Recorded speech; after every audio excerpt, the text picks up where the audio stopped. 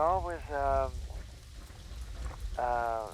well, there's a key in which the composition is set. It could be like A minor, E flat, B flat, and or E major or whatever it is. Well, in painting, there's a mother color that goes through all.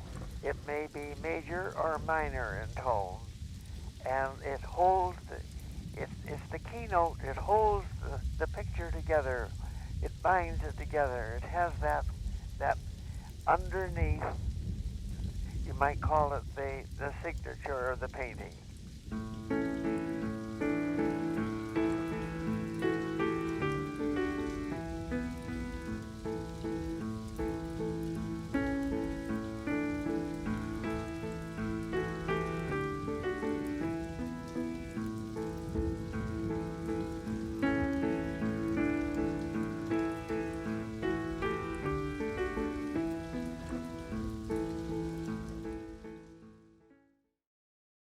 Addison Winchell Price was born on September 12, 1907, in Toronto, Ontario.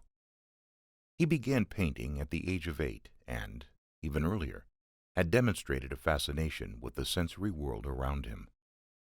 The sounds of milk horses plodding along the streets and the sight of trees along an avenue, with sunlight slanting through them, were joys to the senses that overwhelmed him. And also, I loved trees, watching trees along an avenue. They fascinated me too, with the sunlight slanting through them. And that's one of the things when I was very, very young, I was taken to the exhibition. And it was the trees that fascinated me and the skies. Whenever there was a beautiful sky, I lost track of everybody around me. It was the sky that was the big display, and I loved the trees. I loved those beautiful cut-leaf maples. They created a very beautiful curtain effect, and I just loved to watch those on a hot summer, sultry August day. Well, as a matter of fact, I started drawing, but the talent developed very, very early. I had a very great fascination for colors, and colored papers, colored fabrics, and birds of all kinds fascinated me. He was a natural and a prodigy, but never allowed himself to rely on the gift of talent alone. Just as a great musician understands the value of practice, Winchell appreciated that his talent had to be nurtured and sustained through the learning and perfecting of painterly technique. Winchell Price's sketchbooks, numbering hundreds, tell a story of life untethered by harsh realities, dedicated to the recording of the beauty of rural Ontario and later, Vancouver Island. The Canadian scene could be aptly used to describe his work. Brilliant paintings of spring and studies of nature, sky panoramas and billowing cloud formations, seascapes of Lake Huron and Georgian Bay, and landscapes covering every aspect of the changing seasons. Price exhibitions and one-man shows have been numerous and go back to as early as the 1920s, and have included the Ontario Society of Artists, Royal Canadian Academy of Arts, Art Gallery of Toronto, Museum of Fine Arts, Severn Street Studio, Ontario Institute of Painters, Park Gallery, Canadian National Exhibition, and many others.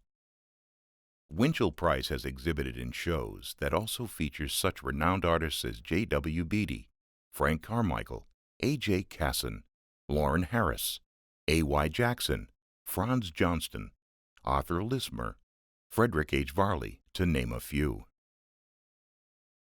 In his public artistic persona, Winchell Price is remembered for the resulting proficiency and beauty of his paintings. Those of us who knew him well in private life cannot help but recollect his distinctive mix of eccentricity, practicality, and good-naturedness. Ultimately, though, what stands out the most about Winchell and distinguishes all aspects of his life is his artistic honesty. This drove him as an artist and a human being. This inspired others to emulate him.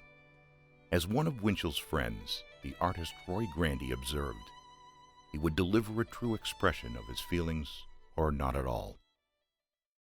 Winchell Price's paintings hang in collections throughout the world: England, the United States, India, Africa, and Egypt, to mention a few locales. The permanent collection of Canada House in London, England, includes a Price work. One of his paintings, The Golden Field, was in Prime Minister John Diefenbaker's collection. Winchell Price was a person who let life unfold without letting negativity detract from his craft or his character. Few people can go through their entire lives with a positive attitude, seeing the best in people and continually growing artistically. Winchell Price was such a man.